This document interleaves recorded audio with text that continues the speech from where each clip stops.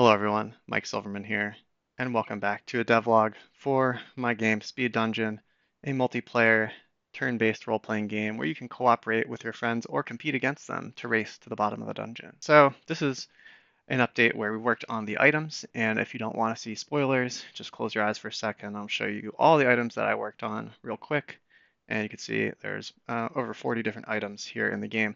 So we got these 3D models from open game art, and different artists created them, posted them for free use, and we downloaded those models. My friend helped me out and collected different models and did some research. So we got all different types of models that matched with what items were already in the game. Because before it just would look like you were holding two swords no matter what you equipped, but now you can see you're holding all different types of items.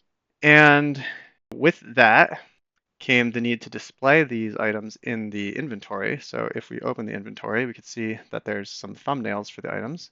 And if you hover over an item, you could see, just like before, there are thumbnails with the item that you're wearing and the item you're considering. And we kind of streamlined it a little bit. Now it shows you the magical properties in a different color.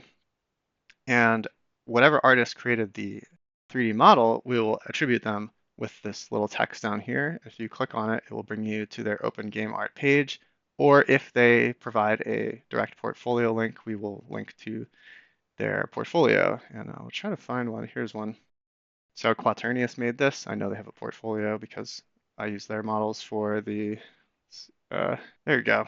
We use their models for the character models as well. So that's the attribution, and this is kind of inspired by Magic the Gathering, where they put the artist name on the card for what art they drew.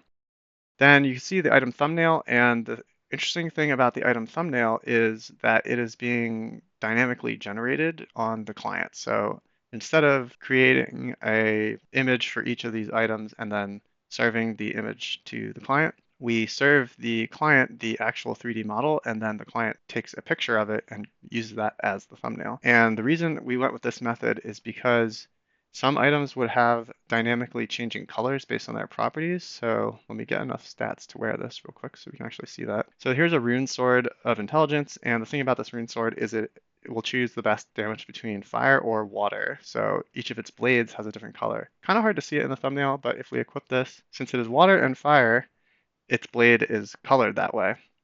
And the thumbnail does respect that. So let me zoom in. So you can kind of see there. This was uh, actually a picture taken of that 3D model. And then the other nice thing is if we ever change the 3D model, we don't have to take a picture of the thumbnail again. And we also save bandwidth because we're not serving both the picture and the 3D model. We just serve the model. So I thought that was pretty cool. And this also leaves us open to be able to do things like if your shield has some certain stats on it, that would cause it to be a different color, then we can make different items just show different materials based on their randomly generated properties.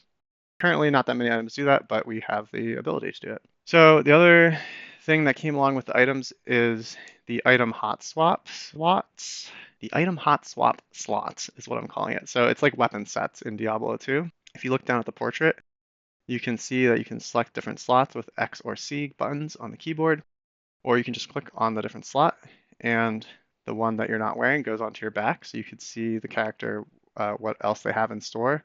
If you have a third slot though, like the warrior, something special about being a warrior is you get an extra slot. So then that won't show their third one because it would just be too cluttered. But if you look over at this character, you can see whatever you're not wearing goes to your back. And this gives the player some extra goals. Like you want to fill out all your different slots because now, unlike before, you can't just switch any item you're wearing when you're in battle. You can only switch between your hot swap slots. So if you get into a battle, let's see, we fight something, and then you like look at this zombie, right? And you're like, oh, it is resistant to slashing, is resistant to piercing, but it's not resistant to blunt. So you would want to, well, she's already wearing her blunt weapon, but like, let's say she had this wand equipped. She'd be like, all right, I want to hit that zombie, so I'm going to switch to the blunt weapon, target the zombie, and swing on in, and that's very nice. We also display the damage type, so I think this is a piercing, so piercing should do less damage. Here, let's do some less damage if we even hit. Yeah, one piercing. And I'd like to replace the word with like a little icon because I think the text just looks a little bit jank. But let's hit this guy with some blunt because he's resistant to blunt. Yeah, but now you can at least see, and then you can also see physical slashing damage, physical blunt damage. Here, let's use her wand and deal some magic damage. Of course, she misses. She has very low accuracy, but it would have been a different color text because magical damage will show in blue text. And now you can make a more educated decision as a player of like, oh, it's saying the type of damage, so like, what does that mean? And then you like figure it out by looking at their icon, and you can see, oh, it's resistant or whatever. And then you want to collect a set for each possible situation. And this gives warriors an advantage for because they're like better at holding different items. I called their thing "stay strapped," like the meme, like I keep that thing on me. Um, I'll show a picture of the meme here, so you know what I'm talking about. But basically, it means they can carry a bunch of different items. One other thing that if you've been following along, you might have noticed is the targeting indication has changed. So if we target, we have this 3D triangle thing over their head, this tetrahedron, and they're glowing now. And I was trying to change targets, but I switched my weapon slot. Let's use a thing that can target everybody so we can go through and it can go really fast. And you can target everybody just like before, and it makes them glow. And it shows this indicator. And this indicator, I had it in my mind. I was like, I want this like particular look of this 3D triangle. So I made it like this, and then later I was watching Final Fantasy IX footage, and I was like, they have the same targeting. So that's one of my favorite games of all time. But in my mind, I just like didn't know that that's what I was inspired by.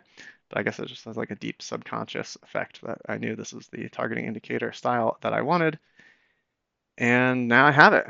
The glowing thing is Final Fantasy 11, so that's how they show targets in that. A few other nice little things is the combatant portraits. Combatants are like the characters, because they fight, right? So that's what they are. It's a term that encompasses both player and monster. It's a combatant. Anyway, the combatant portraits are now a feature because it used to just be this empty circle. And this is another use of just like taking a picture of the 3D model. So this way, later on, when we switch their hats and stuff or their armor, you could see their portrait actually change to match that. But right now, there's no different hats. And I guess like you could see that item on their back too, but we don't take a different portrait when you switch your items, although we probably should do that in the future. The little button here to focus the characters changed and has a little icon now. Their backpack has an icon and it shows you the capacity. It's overfilled, so that's why it's in red. And then when you like drop an item, so I'm going to use the keyboard to drop some items so you can see the number change. See, it is changing. So every time you pick up an item, you'll see that it is animating. And now you can actually loot with the keyboard, which is the last thing that the keyboard couldn't do. Now we can play the whole game with the keyboard finally. So you can pick up items and you can watch as now you're at capacity and now you can pick up any more items. And you can also take all the items at once, but of course we're full, so that wouldn't work, but you would take everything up to what you could carry. So a nice little quality of life feature there. And that's really what this update has been. It's been mostly visual things and quality of life features. I'm sure I'm missing some other things we added in, but that was basically the broad strokes of it. It took about 40 days to implement this, and about half of that was gathering the models, figuring out how to put them into the game, and taking their screenshots for the thumbnails. And then the rest was fixing all the bugs from the playtest that we talked about last time and adding the suggested features. So there hasn't really been gameplay updates, but that is finally what we can work on now is adding some gameplay features like what do you do with all your useless items? Well, we should be able to kind of like disenchant them or just deconstruct them into a usable currency item or a crafting material, and then use those to either repair your damaged weapons, which of course durability doesn't.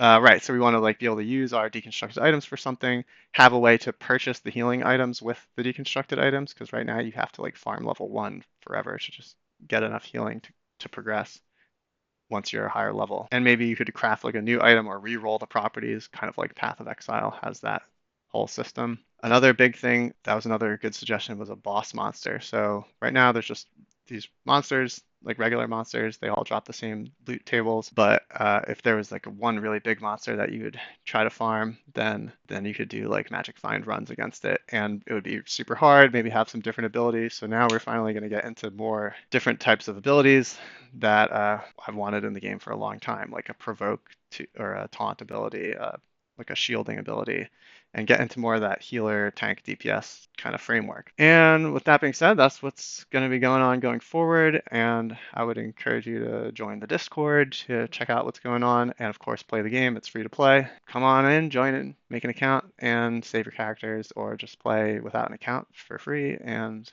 try to just get a taste of what the game is like. Feel free to leave comments with any suggestions or insights you may have.